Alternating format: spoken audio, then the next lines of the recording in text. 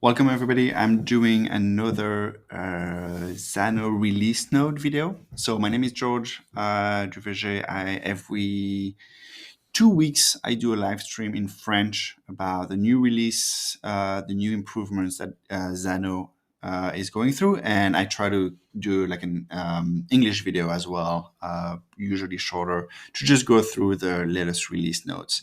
So we're going to do that today. Let me move my screen. So those are the release note that Xano has been publishing. I think they're now at 1.47. I think that's the latest. I'm a little bit behind. I still have to go a video for 1.46.3, dating from October 6th. So a little bit behind, but that's all right. It's all a good excuse to just get to use Xano and see what new stuff are coming up. So here it is.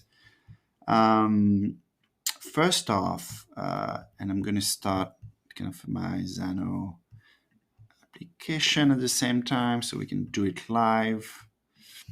The point of this exercise is to do everything live. It's not like it's recorded, but not overly prepared, I guess. It's kind of an excuse to not have to prepare too much. Okay, so the first improvement is the memory leak fix for long-running background tasks. So I might not be able to demo that, but essentially in Xano, just for those who don't know, you have this notion of tasks. And you can see here I have multiple tasks going on.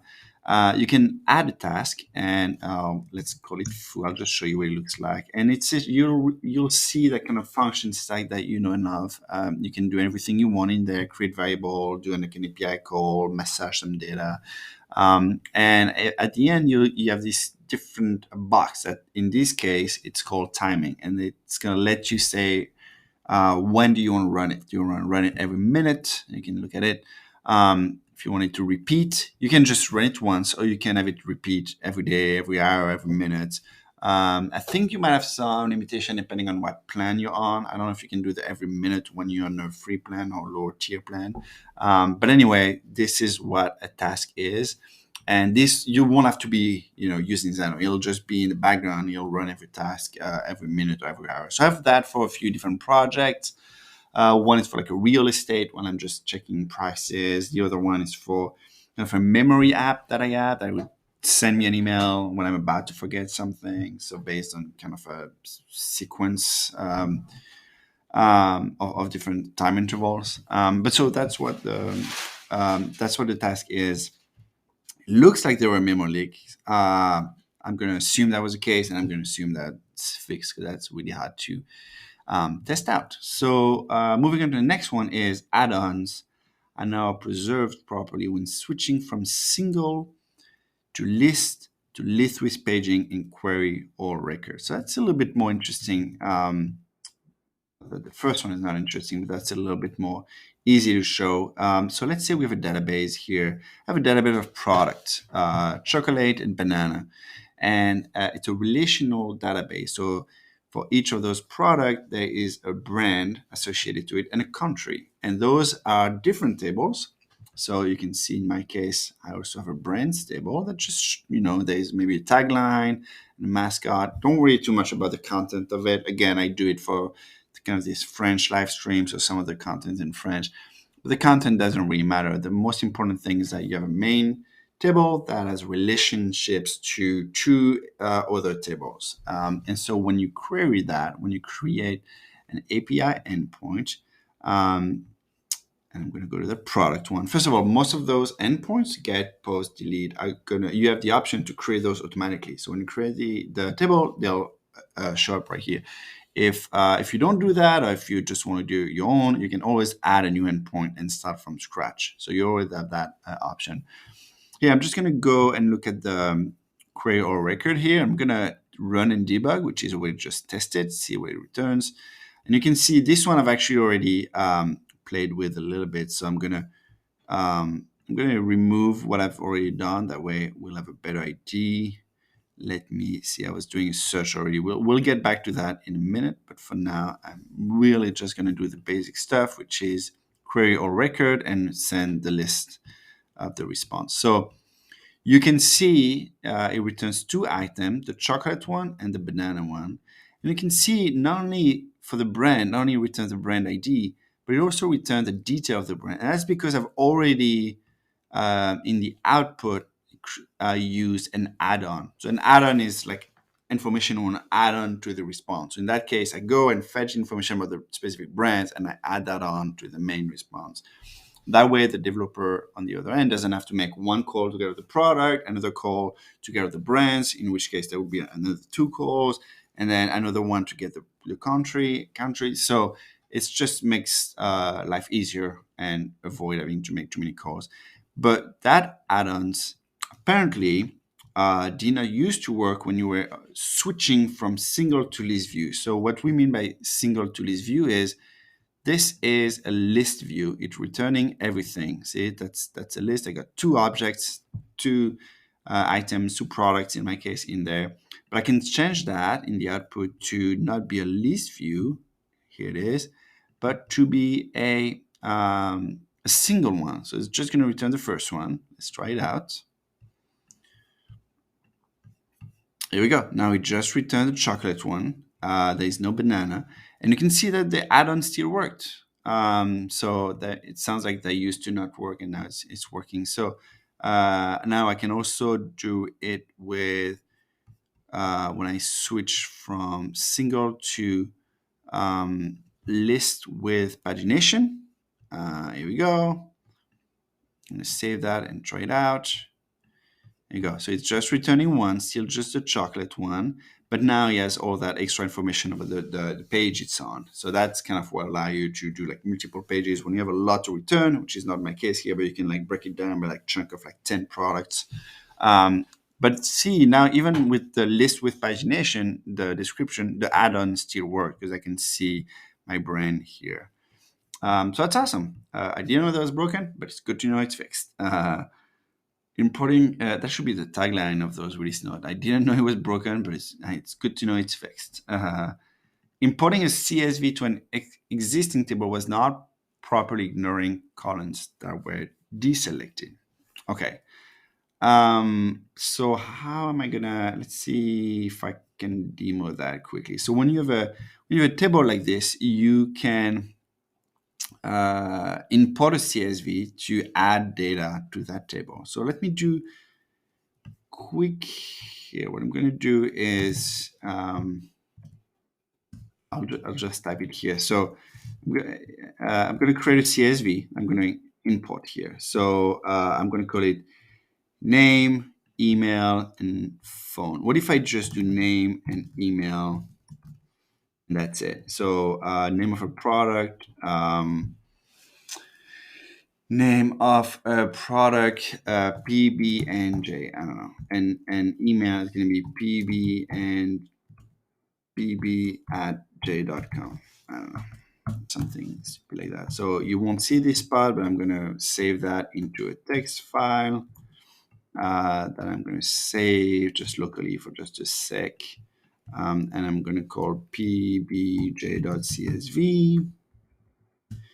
Go, and then similarly, I don't think you will be seeing that part, but I'm going to import it here. And I'm going to pick the file that I just saved, and here it is. So it should take a second to understand the file, and then let's see what happened. As a reminder, let's keep the format of the table open. I do name, description, yeah, so let's see. Oh, I should have done one that is not in the list. It's okay, it's not a big deal. Leave that thing just 1 second, see if we can, how long it will take to do. While this loads, I'm just going to start thinking ahead. So it was not properly ignoring columns that were deselected. So in the process here of importing, you can tell which column you wanted, and there's some you don't want. So maybe a better example for when it works is if I have this column that I call MISC that is not in my in my already built-in table here, is there a way for me to say don't use that column? There should be. So let's do it. Again, I'm going to save that in that text file that I have. Go.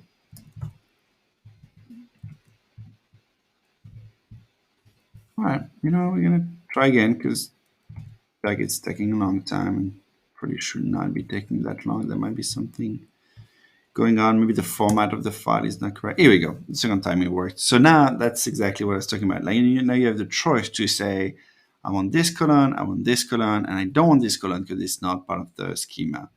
And I can map it to something else. So if I want MISC to be what goes into the description, that's one way I can do it. Email to email, or I can just say that, and it will just not take it. So for the test, I'm going to map name to name. I'm going to say email is not going anywhere, and MISC to description. So that way we test a few different cases. So let's see if I've got PB and J with the full description but no email.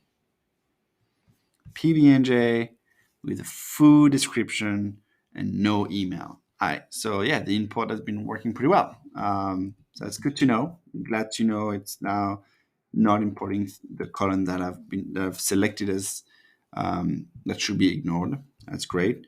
All right, and now we're going to do a little bit of fuzzy search. It was not working properly with email and phone number. This is actually why in this schema I have a bunch of email and phone number. And it was not working well with accented characters. And I think we'll see if we run into that, because I think I ran into a little issue a couple of weeks ago when I did the French last stream. So let's see if we can get into that again. So the way to do fuzzy search, just to remind ourselves, is you have to create an index. Here's my index. It's called search. I call it search name. It's in English, and I've defined different fields with different priorities. So first off, it's going to look at the name, and then the email, and then the description. That's how we're going to start. So now I'm going to save that. Go to my API.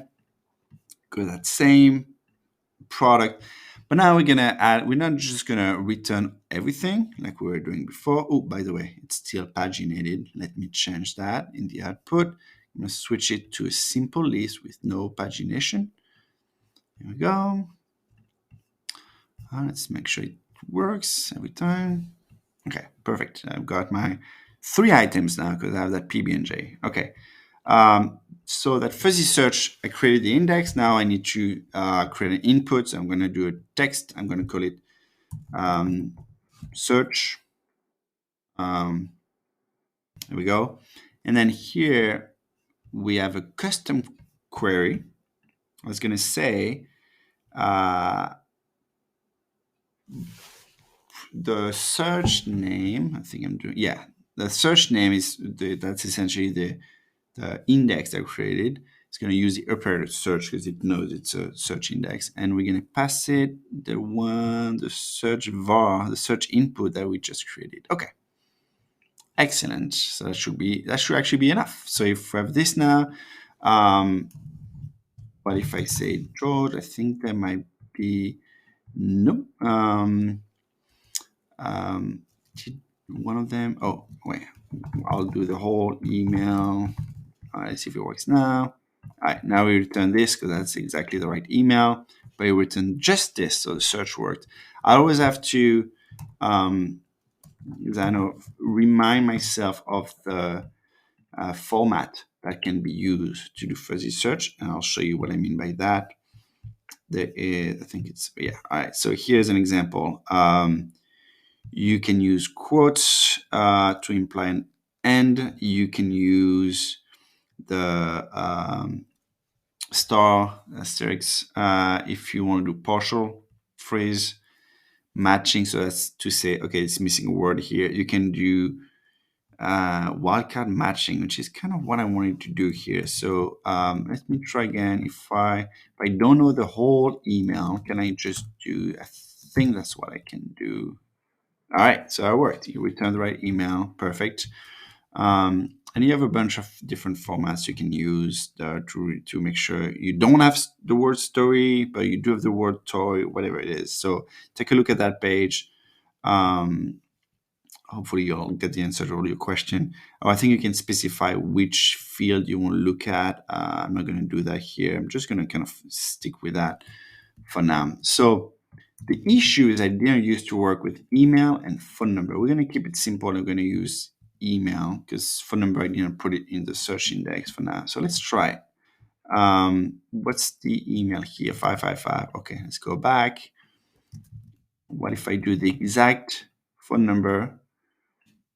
Oh, sorry, email I said, not phone number. So we already tested it. The exact email, gmail.com. The exact email should be working. Great. Partial one should be working as well. And I can, yeah, only returns one. And I can go even further and just do my first name. All right, it works very well. Can I try something when it returns two? So maybe if I just search for gmail.com, it should return two out of the three. That. So gmail.com. See, what did I do wrong? Can I use the mapping thing at the beginning? Maybe not. Will return any result that contains words that start with. How do I do words that ends with? Good question.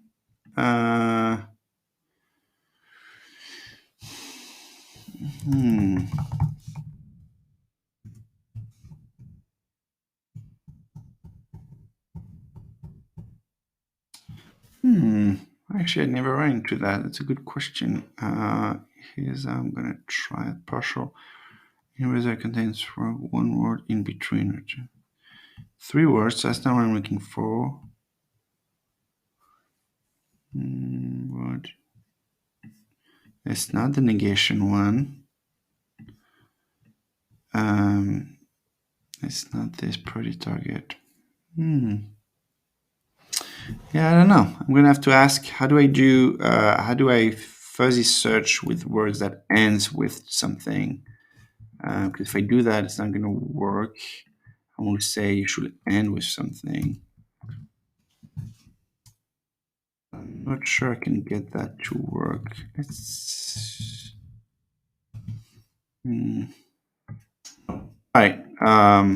If I do the end, I don't think it's gonna work either. No. Well, I'll figure it out. But essentially, we've seen that, when I start with it, that should be working. So that's good. Okay. And now I want to talk a little bit about the accented characters because being French, this is actually a real use case. So in here, let me go back. Product, I have 3 entries, 3 products. And I think I have some accents. Yeah, in the description. So in the search index, I did put the description so we can search, we can search through it. And one is called ABC Noel. The other one is called Noel ABC. And the third one is called Foo. So let's try that. We're going to try naively at first. Do Foo. All right, it find the third one. What if I do ABC Noel with the accent? Find this one. And what if I do Noel ABC?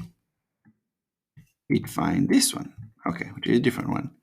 Cool, so that's awesome. Now what we want to try really is a fuzzy search. So what if I do Noel? What if I do ABC and then I do a fuzzy search? Would that work? Yes, it's fine. ABC Noel. And what if I do Noel and then a fuzzy search? Noel and then the fuzzy search. That works. That's great. What if I do FO for foo with the fuzzy search? That worked. Okay. And what if I just do